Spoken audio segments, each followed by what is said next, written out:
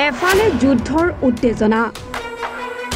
আনপিনে কঠোৰ স্থিতি গ্ৰহণ ভাৰত চৰকাৰৰ পাকিস্তানী সন্ত্ৰাসবাদীক সমৰ্থন কৰা লোকৰ বিৰুদ্ধে কঠোৰ ব্যৱস্থা বিলাসীপাৰাত পুনৰ পাকিস্তান জিন্দাবাদ এজন যুৱকৰ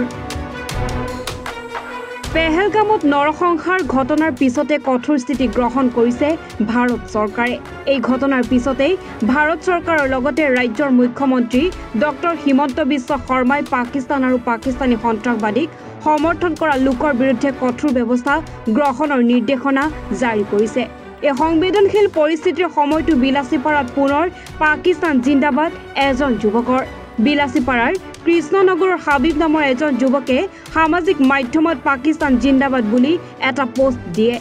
ইয়াৰ পিছতে বিশ্ব হিন্দু পৰিষদৰ বিলাসীপাৰা প্ৰথম খণ্ডই বিলাসীপাৰা আৰক্ষী থানাত হাবিব নামৰ যুৱকজনৰ বিৰুদ্ধে দাখিল কৰে এখন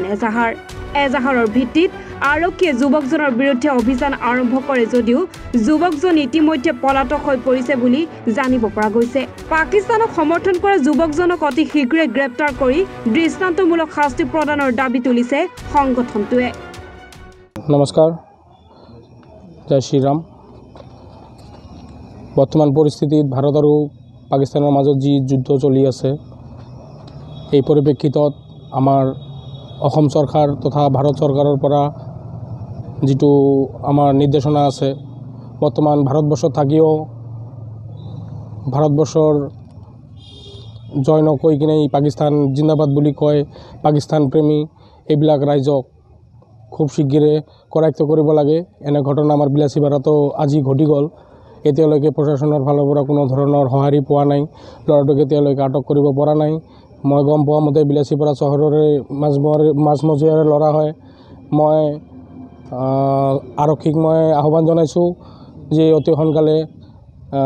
ল'ৰাটোক কৰায়ত্ব কৰে আৰু উচিত শাস্তি দিয়ে ল'ৰাটো মই জানামতে বিলাসীপাৰা কৃষ্ণনগৰ বুলি মই গম পাইছোঁ বস্তুটো আজি ৰাতিপুৱা যিটো ফেচবুক ইনষ্টাগ্ৰামত যিটো ষ্টৰি দিছিলে লগতে মই এইটো ভিডিঅ'টো খুব আপত্তিজনক ভিডিঅ' আছিল যিটো মানে যিহেতু ভাৰতবৰ্ষৰ হয় ভাৰত প্ৰেমী হ'ব লাগে ই পাকিস্তানৰ বিষয়ে বহুত কথা কৈছে নৰেন্দ্ৰ মোদীক লগতে আমাৰ ভাৰতবৰ্ষক ভাৰত মাতাক বহুত ধৰণৰ বেয়াকৈ কৈছে এই বস্তুটো খুব এইটো আমি এতিয়া কৰিব পৰা নাই তো এইটো বহুত বেয়া কাম হৈছে মই বিচাৰিছোঁ যে এইটো আশা ৰাখিছোঁ যে বিলাসীপাৰাৰ প্ৰশাসন বিলাসীপাৰাৰ যি আৰক্ষী চকীৰ যিখিনি ভাৰপ্ৰাপ্ত বিষয়া আছে লগতে বিষয়ববীয়াসকলেও এই বস্তুটো তদন্ত কৰিব লাগে উচিত তদন্ত কৰিব লাগে আৰু ইয়াৰ প্ৰমাণ আছে আপোনালোকে ইনষ্টাগ্ৰামত চাব পাৰিব ইনষ্টাগ্ৰামত ৰিলছো বহুত দিছে ৰিলছৰ লগতে ইয়াৰ আপাততে সি ডিলিট কৰি দিছে বস্তুটো যিটো ৰাতিপুৱা আছিলে কিন্তু মই 10:30মান বজাত এই বস্তুটো পাইছিলোঁ কিন্তু এতিয়া 24 ঘণ্টা হোৱাৰ পিছত এইটো মানে তাৰ আগতে সি ডিলিট কৰি দিলে এজাহাৰ বিশ্ব হিন্দু পৰিষদৰ তৰফৰ পৰা আমি বিলাসীপাৰা প্ৰখণ্ডৰ পৰা আমি অলৰেডি এটা 10:30 বজাত আমি ভিডিঅ'টো দিয়াৰ পিছত মোটামুটি আমি 11:30মান বজাত আহি কিনে আমি এজাহাৰ দাখিল কৰিছোঁ এজাহাৰ কপিও জমা লৈছে তেতিয়া আমাৰ SDPO ছাৰো আছিলে লগতে OC ছাৰো আছিলে এতিয়ালৈকে এই বস্তুটো কামটো হোৱা নাই কাৰ্যকৰী হোৱা নাই তো অতি শীঘ্ৰে কাৰ্যকৰী হ'ব বুলি মই আশাবাদী